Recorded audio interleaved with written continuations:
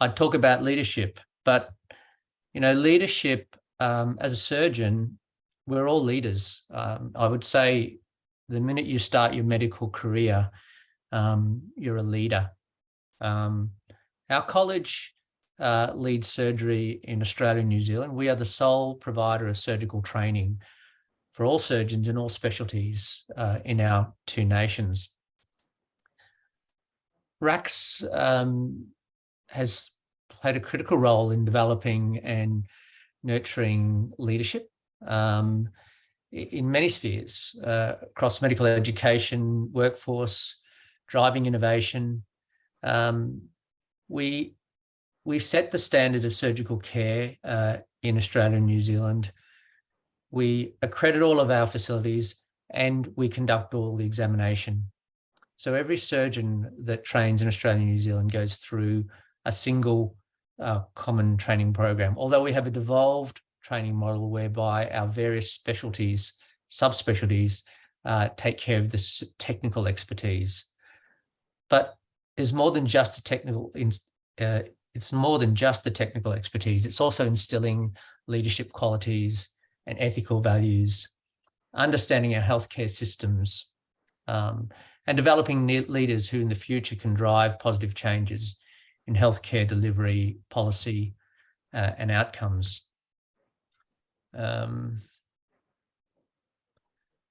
So, for example, the Lancet Commission recently called for healthcare community to take a proactive stance in advocating for emissions reductions. Climate change, for instance, is just one of the many things that we as a college advocate for, because we as surgeons, and we know the health industry has an enormous impact on global warming. And we're one of the first medical colleges in Australia to sign up Green College Guidelines. We've committed to working with the government on sustainable healthcare, because the health industry contributes enormously to global warming and to waste. And it's something that we as surgeons and as colleges need to be mindful of. And we've hosted numerous webinars and educational podcasts in that area. Now, in Australia and New Zealand, we are a very urban country. Most of our population lives in cities, but we do have vast expanses of rural areas that are sparsely populated.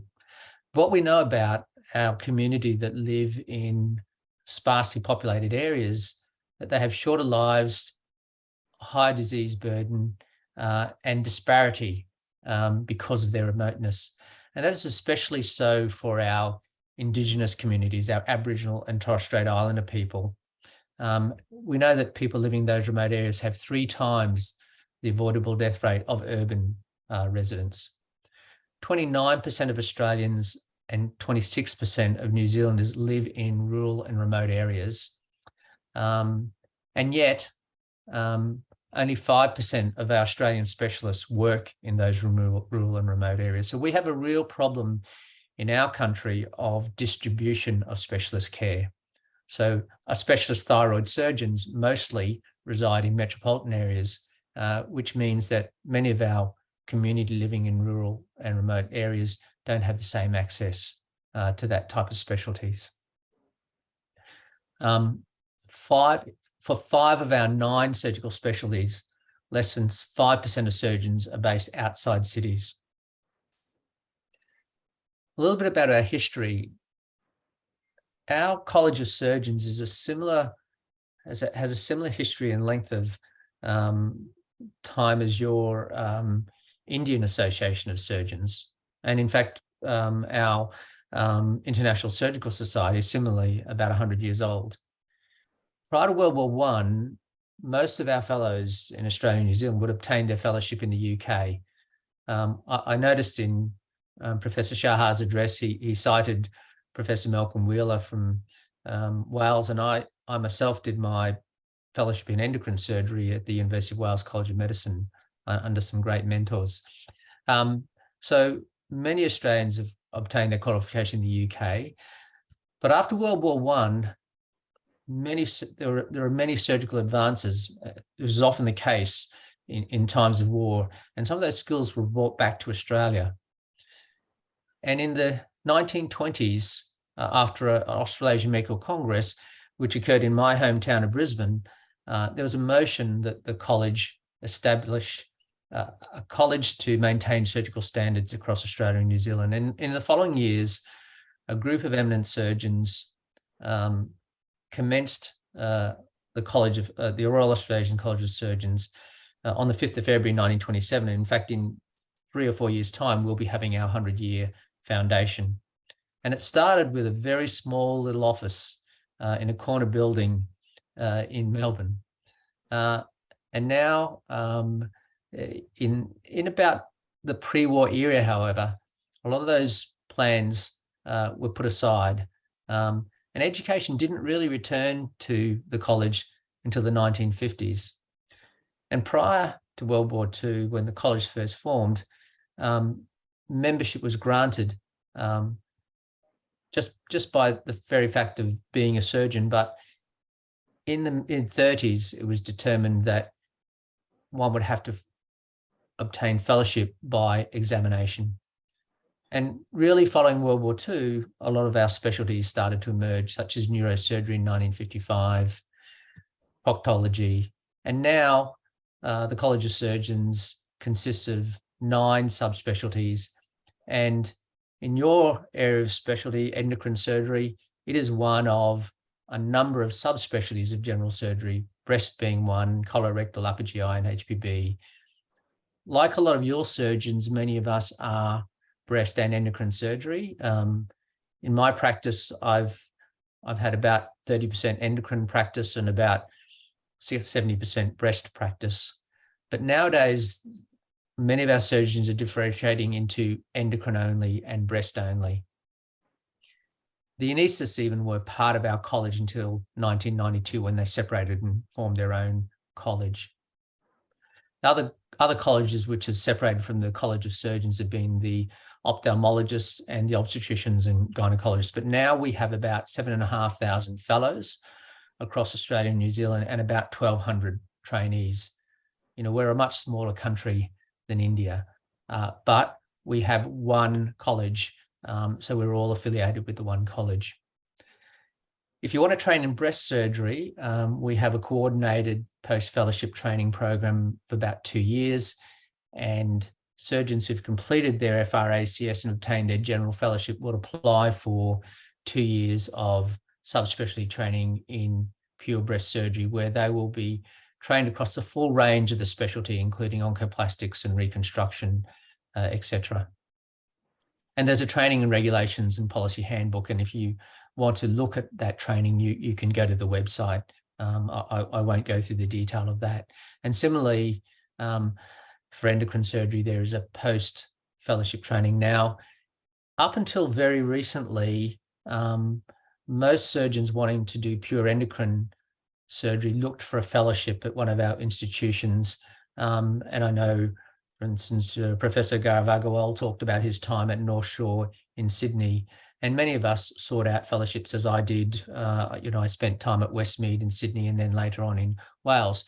But it's only in recent times that our endocrine surgery program has become coordinated across the 2 nations. And so now we have a very formal endocrine surgical training program where fellowships are allocated and the training is organised between institutions. Currently, that is a 1-year fellowship training with an option of 2.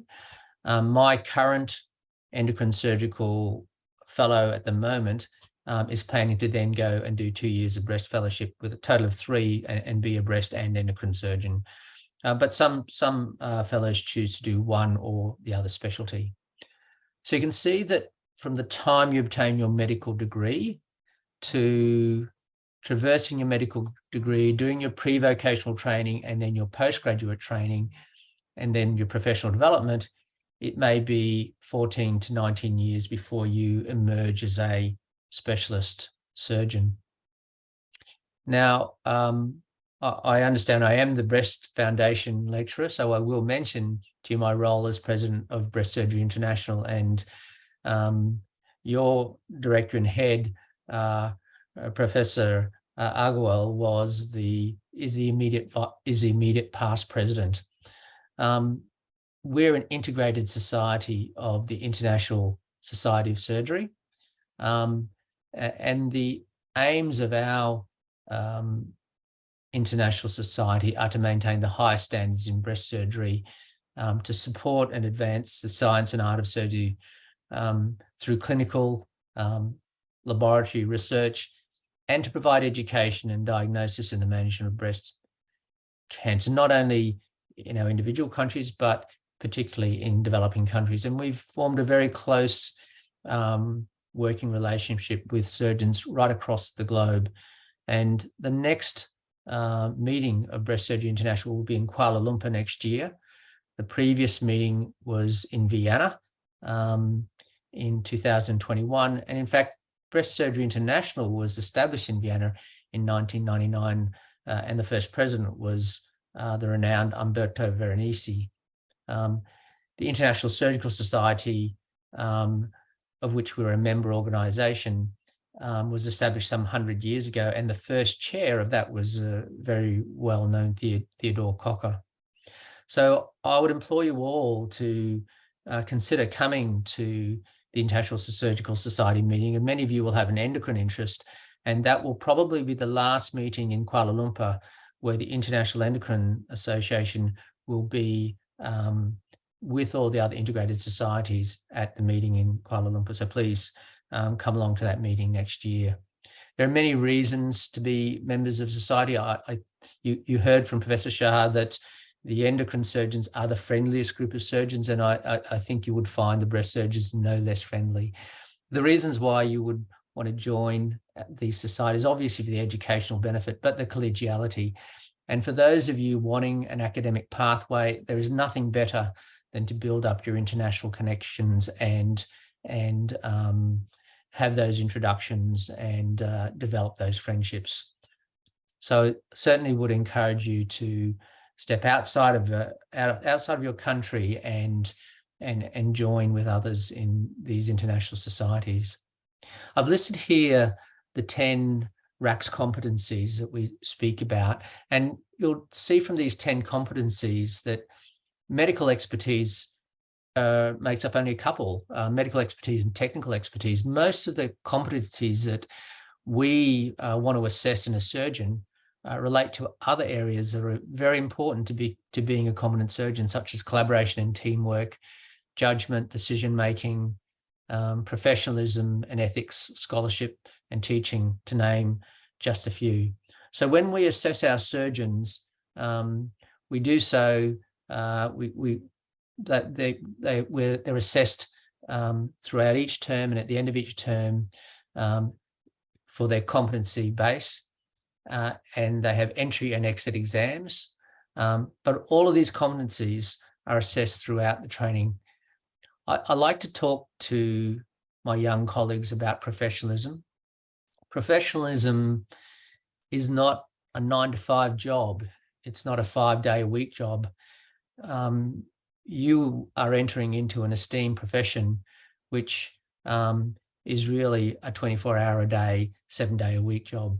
That's not to say that the surgeons of today want to work some of the ridiculous hours the surgeons of yesterday worked, but being your patient advocate and having the patient in the center of everything that you do is something that's pervasive and something that exists at any time. You as a surgeon are on call for your patients 24 hours a day, 7 days a week, regardless of what else is going on in your life. Because as a professional, you are quite different from the paid employee. You have specialized knowledge, competency, honesty, integrity, accountability, and self-regulation. And when I talk about image, I guess what I'm talking about is our social contract with the community. And we have an obligation to the community that goes well beyond what our paycheck tells us we do, or what our job description tells us we do. In Australia, surgeons are the highest paid professionals. You can see that list. We're higher paid than our anaesthetic colleagues. The financial dealer you see comes in number 3. We are on large incomes, and with that comes a huge responsibility. Yes, you should live a very comfortable life as a professional, but if you're in private practice and charging well beyond what's reasonable, then that's very unethical. So when I talk to my young colleagues, I say to them that you as a professional deserve to live a comfortable, well-paid existence, but never underestimate your social contract, and your ethical responsibility. So why did I choose breast and endocrine surgery? I love the combination of breast and endocrine surgery. And in my private practice, I have the ability to have long-term relationships with my patients. So I've always had a mix of private and public practice. I find breast cancer, the breast side of my practice, to be a great intellectual challenge. In fact, most of my research is around breast surgery. But there's nothing quite like the technical challenge of head and neck surgery and thyroid and endocrine surgery and adrenal surgery. It's clean surgery. It's fascinating anatomy. There's intricate detail. And, when I set out in surgical training, I was absolutely going down the colorectal pathway until a mentor sat me down and told me I should do breast and endocrine surgery. And I'm so thankful that they convinced me to do breast and endocrine surgery. It's a great speciality. But one of the good things about the patients we treat is they tend to have lower morbidity. They tend to have shorter hospital stays, fewer out-of-hours emergencies, and there's an abundance of research opportunities. In fact, in my very early days in the 90s, it was by surgical mentors. Some of those photographs you can see there are people who have been presidents of our college, have been esteemed researchers and consultants. And they're people that in my very junior days gave me the opportunity to publish my first publications as first author, publish small publications, but giving me my start in research. So what I'd say is look for your mentor, develop your area of interests, think about how you want to theme your research, and look for collaborations and expand your networks. I think Professor Shah showed you a great pyramid of how you reach that pinnacle of academic achievement. These days, I'm less a clinician. I'm far more a researcher and administrator, and I do very little clinical work. But it has freed up my time to focus on the research. We spent the better part of 10 years implanting mini pigs with biodegradable 3D printed scaffolds. And 12 months ago, we performed the first human implantation of 3D printed polycaprolactone scaffolds with fat lipofilling. And so far now, as part of the first phase 1 study, we've performed about 13 of these cases, all going well. And I believe that these biofabricated scaffolds are going to be a real game changer in reconstruction going forward, and a much better alternative to silicone implantation. But it's the basic science that leads you to the translational research. And some of the research we do is around innovation. And we heard a lot of our speakers today talk about innovation. What we've done in our institution is use proven technologies such as seed technology for localizing lesions, intraoperative radiation, one-step nucleic acid assay, and evaluation of sentinel lymph nodes. All of these things together can shorten the pathway of care. We know in breast cancer, the survival is so good now that we've really got to focus on what things can improve quality of life. And we know that if we shorten the pathway of care, we shorten the time to patients getting to adjuvant therapy. And the public health benefits are enormous.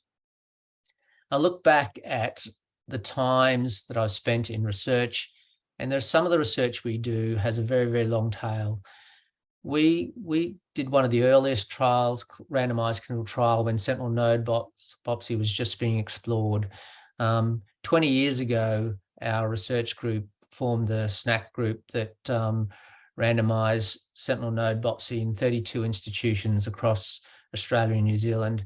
And only this year, we've published our 10-year results. So when you're involved with research such as clinical trials, it can be a long time before you see the benefits, but the very fruits of that activity. So when I talk about academic work, public work, private work, why do we do that? Well, we do it because surgery offers such a rich fabric of opportunity, and such a it's the profession that keeps giving. But I'd also say that as a surgeon, as you climb that leadership ladder, you're working in a high pressure area, long working hours, and all that leads to prestige and promotions, and career achievements are highly valued. I'm from a typical Asian family. I was encouraged to seek a profession of good standing, and it is a very honourable profession. And high pressure jobs are sometimes paired with big paychecks, but individuals can find themselves launched into a new socioeconomic class. And what I'd say is free up that time, start small, build your networks, decide what's important to you, and look beyond your job title, because you're going to need to find balance and focus. People often say, how do I do all the things that I do? And it really comes down to time management. I don't know if any of you are familiar with this Eisenhower decision matrix, but I find this very useful. In fact, I apply this to my email inbox, of which I receive about 150 a day. I'm sure many of you do. There are some things that are urgent and important, and you just need to do them straight away. And some things are important, but not urgent. Decide when to do them. Some things are urgent and not important, delegate them. And some things are just not important, not urgent, and you should dump those things. And make time for your family. This is my wife and my 4 all adult children. I've now got grandchildren, but happiness in your professional life will give you a happy home life. Thank you very much for your time, and thanks for listening to my musings.